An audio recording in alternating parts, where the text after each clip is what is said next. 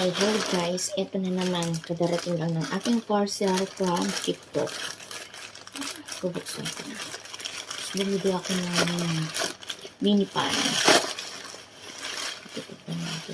Grabe naman, ang pangit ang pagkakabali ko. Tignan mo. Sinigyan, ginanito lang. Plastic. Di man lang inalis yung pagkakabali lang. Ito na yung binilhan ko ng pagkapangit-pangit ng pagkakarap.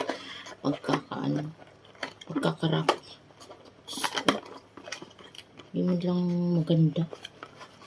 Ito guys, yung binili ko yung M1 mini pan. Titignan ko nga.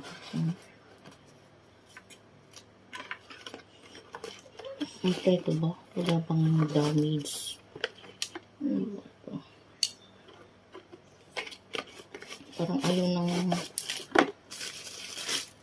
ito guys. Tingnan nga natin. Ayan. Ito.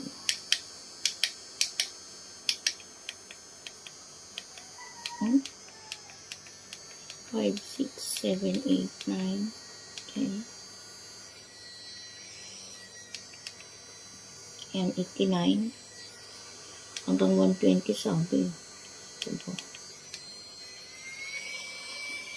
Okay naman. Malakas naman. Kaso nga lang malaki siya. As expected, akala ko mas maliit. Ito pala to. Ito yung kanyang pre-buys. Okay naman, umaandar naman. Magkano naman siya guys.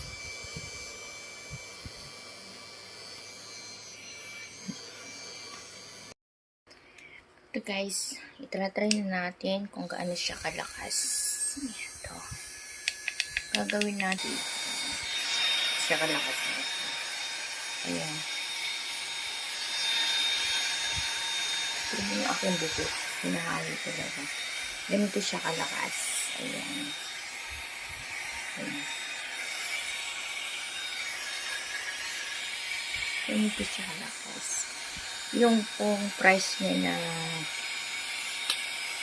111, sulit naman. Kasi malakas siya.